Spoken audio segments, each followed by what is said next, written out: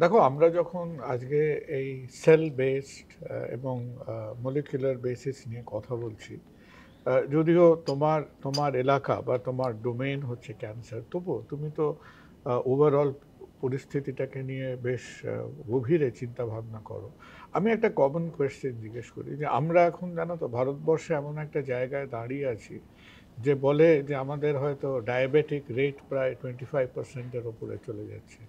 আর কদিন বলে কদিন পরে হয়তো ডায়াবেটিস না থাকলে ইন্ডিয়ান পাসপোর্ট দিতে আপত্তি করতে পারে আর কি। তেমন একটা জায়গায় যাচ্ছে। হাউ ডু ইউ, আমি জাস্ট তোমাকে অ্যাজ আ হেলথ ফিলসফার হিসেবে দেখি, where do you think is the diabetes story going?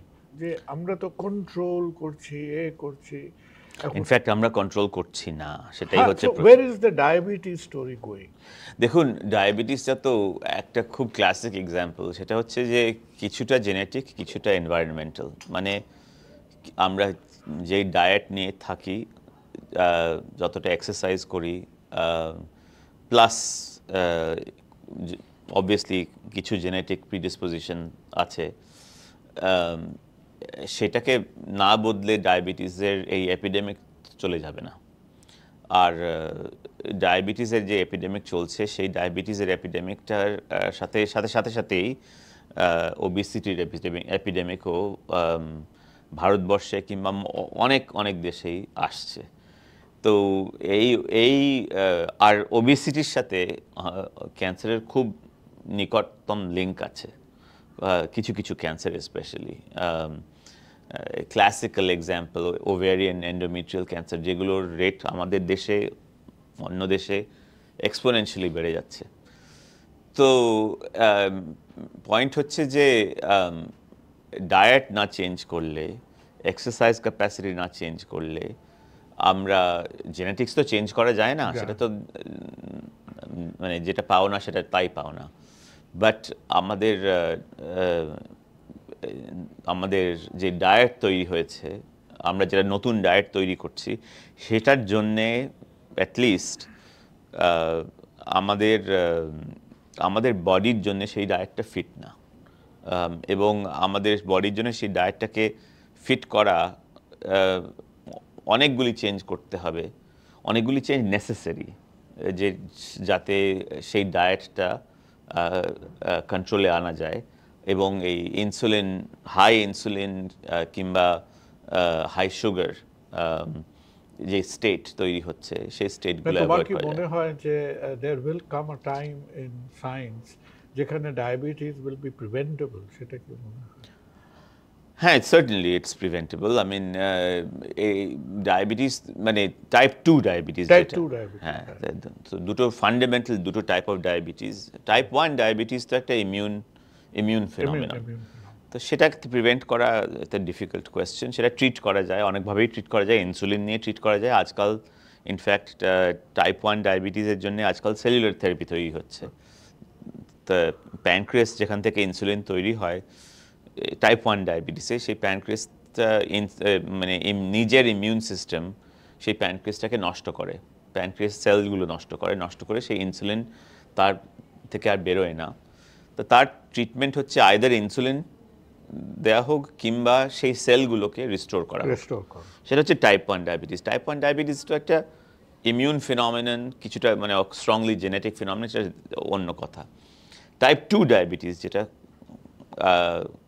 Much more common এবং ভারতবর্ষে যেটা অন দ্য রাইজ, সেটা তার ভেতরেও একটা জেনেটিক একটা প্রিডিসপোজিশন আছে। বাট সেটা খুব এনভায়রনমেন্টালি ইনফ্লুয়েন্সড, ডায়েট ইনফ্লুয়েন্সড। সেটাকে প্রিভেন্ট করার জন্যে dietary changes, lifestyle changes, potentially exercise, এই সব জিনিস দিয়ে প্রিভেন্ট করা যায়। এবং আমার তো যেটা দেখে সবারই অবভিয়াস মনে হচ্ছে যে এই নতুন যে আমরা ডায়েট তৈরি করেছি নিজেদের জন্যে, সেটার জন্য আমাদের অ্যাটলিস্ট ইন্ডিয়ার শরীর সেটা ফিট না। আর এটাকে আমরা এক্সাসেবেট হয়ে ওবিসিটি হচ্ছে। ওবিসিটিটা টাইপ 2 ডায়াবেটিসটাকে আরও খারাপ করে দেয়। তার সাথে আপনি জয়েন করুন স্মোকিং, তাহলে বিরাট সমস্যা। হ্যাঁ, এটা বিরাট সমস্যা। এবং এটা তো আপনার এরিয়াতে এসে পড়ে যে ক্যান্সারের থেকেও আগে হার্ট ডিজিজ, এই smoking plus diabetes plus hypertension, এগুলো কনভার্জ করে আপনার দেখো আমাদের আপনার এলাকাতে।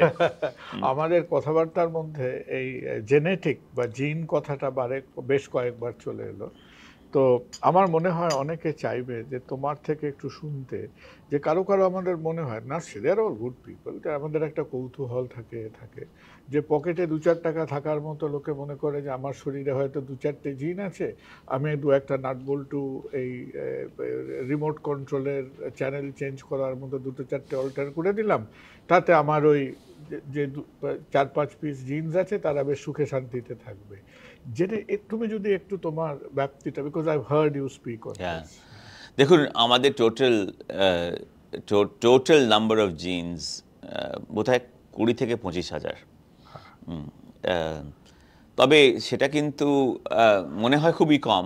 25,000 জিনস থেকে একটা মানুষ তৈরি হয়, মনে হয় খুব কম। তবে এই 25,000 জিনসের ভেবে নিন কত রকমের কম্বিনেশন হতে পারে।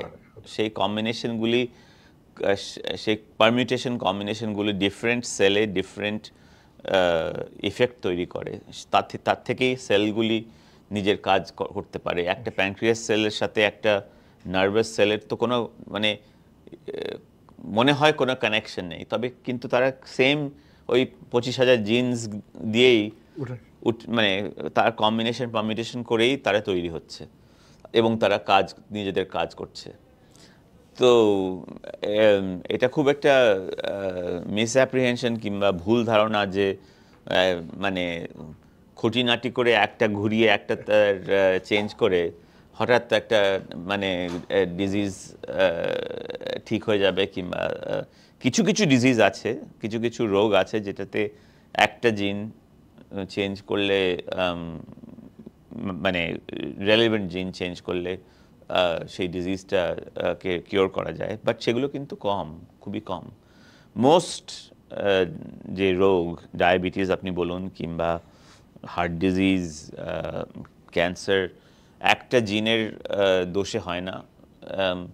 100, 200, 300 অনেক অনেক জিনসের ভেতরে ছোট ছোট দোষে অ্যাকিউমুলেট করতে করতে করতে করতে তুমি একটা জায়গায় বলছো, আমার খুব কি বলবো, I found it ever so interesting, যে অ্যারিস্টটল এইসব নিয়ে চিন্তা ভাবনা। হ্যাঁ, ইনফ্যাক্ট অ্যারিস্টটলকে বলা যায় যে মানে পৃথিবীর প্রথম, ইন সাম সেন্স,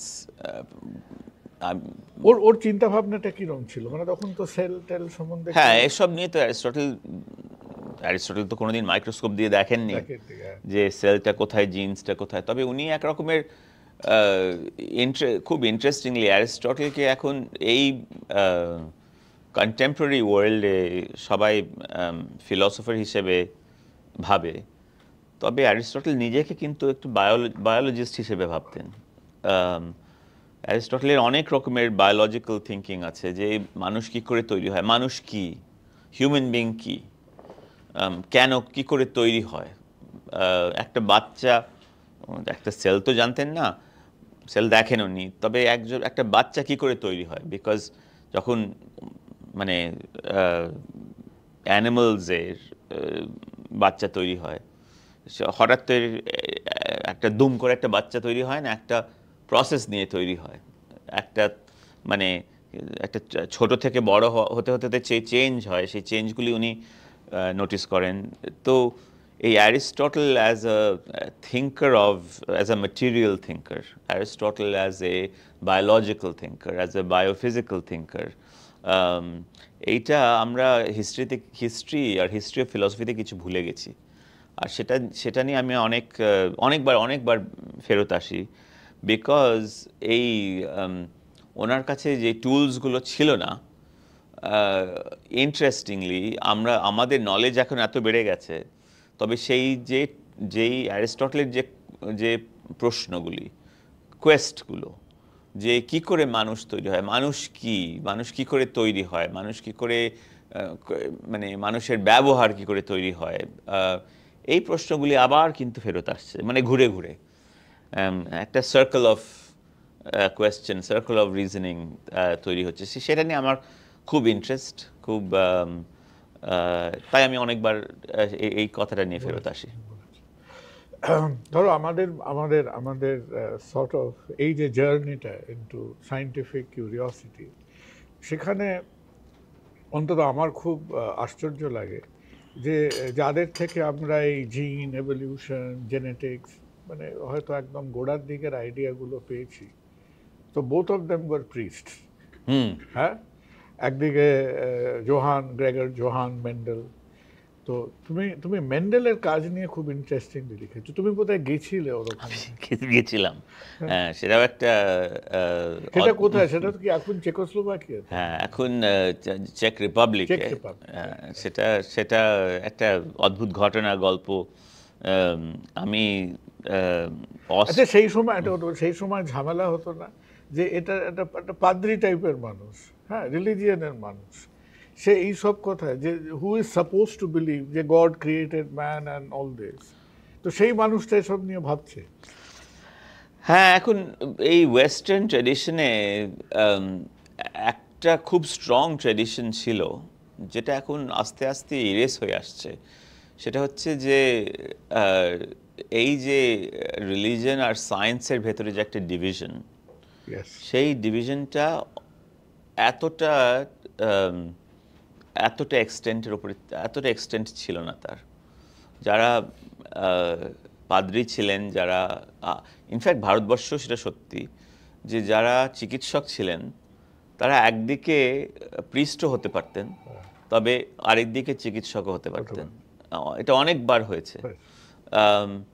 ইনফ্যাক্ট এই মাইন্ড বডি কানেকশন, সেটা নিয়েও ভারতবর্ষেও বিদেশেও অনেক জায়গাতে এই কানেকশনটা নিয়ে অনেক মানে ডেপথে রিসার্চ হয়েছে। এটা কিন্তু একটা মডার্ন ফিনমিনন যে রিলিজিয়াস প্র্যাকটিস আর সায়েন্টিফিক প্র্যাকটিসটাকে মানে ছিঁড়ে দেওয়া, এটা একটা মডার্ন ফিনমিনন। দেখুন, ডারউইন নিজেই শুরু করেছিলেন অ্যাজ আ ক্লার্জিম্যান, মেন্ডেল নিজেই শুরু করেছিলেন অ্যাজ আ ক্লার্জিম্যান। আইনস্টাইনের রাইটিংয়ে আপনি অনেকবার পাবেন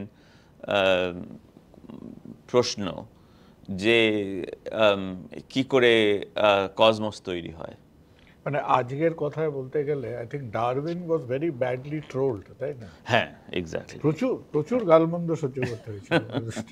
হ্যাঁ, তবে তার ওই প্রথম আর দ্বিতীয় আর তৃতীয় বই কিন্তু সবগুলো বেস্ট সেলার ছিল, সবকটা। হ্যাঁ, সবগুলো।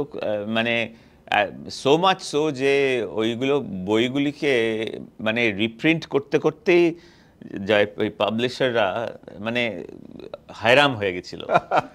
মানে এত এত তার এত ইন্টারেস্ট তখন জেনারেট হয়েছে। বাট কথাটা সত্যি যে যে দেখুন, আইনস্টাইনের প্রশ্নটা খুব ইন্টারেস্টিং প্রশ্ন। আইনস্টাইন যে প্রশ্নটা নিয়ে শুরু করেন, সেটা হচ্ছে প্রশ্ন হচ্ছে যে হোয়াট উড ইট, উনি জিজ্ঞেস করেন যে আমি বাই দ্য ওয়ে আমি খুব এটা আমার একটা অবসেশন আছে যে আমি যেখানে ডিসকাভারি হয় সেই বাড়িগুলোতে যেতে চাই। সেই বাড়ি, সেই মনেস্ট্রি হোক, বাড়ি হোক, ডারউইনের বাড়ি হোক, আইনস্টাইনের বাড়ি হোক। তো এবছর আমি ডিসাইড করলাম যে আমি আইনস্টাইনের বাড়ি যাব। তো বার্নে আইনস্টাইনের বাড়ি, যেখানে উনি প্রথম চারটে সব থেকে ইম্পর্টেন্ট পেপার, বলা যায় যে পুরো ফিজিক্সের চারটে মোস্ট ইম্পর্টেন্ট পেপার, নিউটনের পরে চারটে মোস্ট ইম্পর্টেন্ট পেপার সেই বাড়িতে লেখা হচ্ছে। সেটাও কিন্তু দুটো ঘরের বাড়ি, একটা ছোট্ট বার্নে।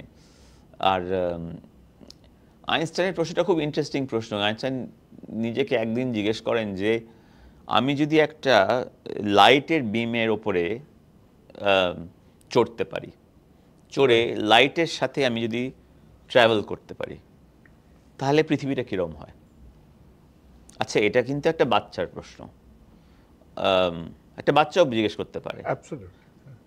আর এই প্রশ্নটা নিয়ে নতুন ফিজিক্স তৈরি হয়।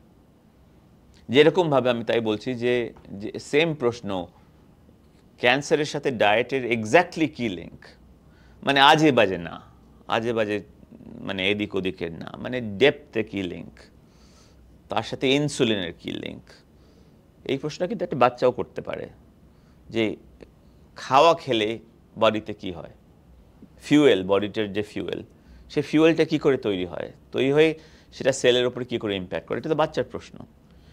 তবে এর আনসারটা কিন্তু বাচ্চারা, আনসারটা কিন্তু খুবই ডেপথে নিতে হবে, খুব সিরিয়াসলি নিতে হবে।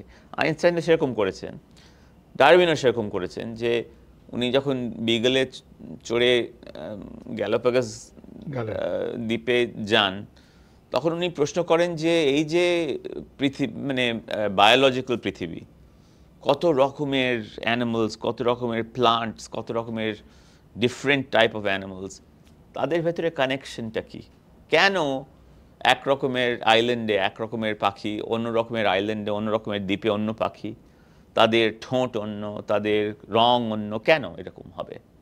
এটা কি গড তৈরি করেছেন নাকি অন্য কোনো একটা ফোর্স? আর অন্য কোনো একটা ফোর্স হলে কি ফোর্স, কোন ফোর্স এটা হতে পারে, সেটা নিয়ে উনি একটা প্রশ্ন করে আনসার করলেন। মেন্ডেলের প্রশ্ন আরও সিম্পল, সেটা হচ্ছে যে যখন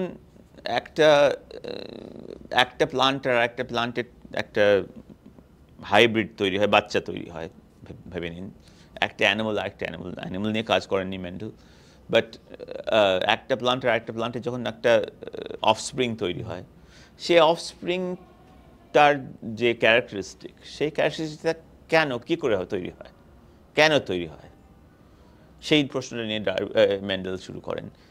তো সায়েন্সের যে ইম্পর্টেন্ট যেগুলো প্রশ্ন, সেই প্রশ্নগুলো খুব ফান্ডামেন্টাল, অলমোস্ট একটা চাইল্ড লাইক থিঙ্কিং নিয়ে শুরু হয় অফেন, সবসময় নয় তবে অনেক সময় চাইল্ড লাইক একটা থিঙ্কিং নিয়ে শুরু হয়। Simple questions with deep answers, simple questions with deep answers. কখনো কখনো আমি জানি না তখন তুমি কার ওপর রাগ করেছিলে কিনা, আমি দেখি যে তুমি বলছো, তোমার বক্তব্যের মতো বলছো যে we are somehow in a time which is anti-science. হ্যাঁ, তো তখন কি তুমি রাগ করেছিলে কার ওপর? না, আচ্ছা, এটা তো আমার রাগ না, এটা তো কার রাগ? এটা তো বিশ্বের, এটা বিশ্বের রাগ। এটার দেখুন, ইউনাইটেড স্টেটসে অনেক জায়গায়, ভারতবর্ষে অনেক জায়গায় একটা অ্যান্টি সায়েন্স সেন্টিমেন্ট তৈরি হচ্ছে। তার অনেক কারণও আছে, বাট সায়েন্স তো, বিজ্ঞান হচ্ছে একটা প্রশ্ন করার একটা ডিভাইস, সেটাকে পলিটিসাইজ করা, সেটাকে নিয়ে টুইস্ট করা, সেটাকে নিয়ে তার ফান্ডামেন্টালসগুলিকে নিয়ে মানে বিগড়ে দেওয়া, এটা আমার রাগ নয়। এটা আর আমার রাগ নয়, এটা তো আমার, আমি তো জাস্ট ফিনোমিনেনটাকে পয়েন্ট আউট করছি যে ভারতবর্ষেও হচ্ছে এটা এখন, বিদেশেও হচ্ছে এটা এখন। সায়েন্টিফিক ট্রুথ যেটা, সেটাকে ডিস্টর্ট করে, সেটাকে ভেঙে, সেটাকে নড়িয়ে অনেক রকমের ফোর্সেস, পলিটিক্যাল ফোর্সেস, সেগুলোকে একটা অ্যাডভান্টেজ নিতে চায়, সেটাই একটা রাগ বলতে পারেন। দেখো, জিন নিয়ে আমার মনে হয় না এটা নিয়ে আমরা খুব একটা, কিন্তু এটা বারবার উঠে এসছে যে একদিকে যখন আমরা জেনেটিক্স, সেলুলার লেভেলে জিন নিয়ে ভালো কাজ করতে চাইছি, তখন ওই যেটাকে আমরা বলি ইউজেনিক্স বা সেই হিটলার এবং মেংলে এবং পরবর্তীকালে লোকে বলে না মেড টু অর্ডার, ছেলে মেয়ে অনলাইনে ছেলে মেয়ে অর্ডার করতে চাইছে, ছেলে ফর্সা হবে, খুব বুদ্ধি হবে, মেয়ের গানের গলাটা ভালো হবে। তো আমার মনে হয় দিজ আর ডিস্টরশন, এগুলো পুরোপুরি ডিস্টরশন, বিকজ এই প্রথমত এগুলো ডিস্টরশন নট অনলি মানুষের অ্যাসপিরেশন নিয়ে ডিস্টরশন, খেলাখেলি, বাট এগুলো ট্রুথ হতে পারে না, অ্যাটলিস্ট এখন। ফিউচারে কি হয় বলা যায় না। দেখুন, কিছু কিছু ফ্যাক্টস আমি আপনাকে বলতে পারি যে ভাবুন স্কিনের রং। ইয়েস, স্কিনের রং আমরা এখন অলমোস্ট সার্টেন যে একজনের স্কিনের রং বোধহয় 100টা জিন কন্ট্রোল করে, তার থেকেও বেশি হতে পারে। হাইট অ্যাটলিস্ট 100-200 জিন তাতে কন্ট্রিবিউট করে।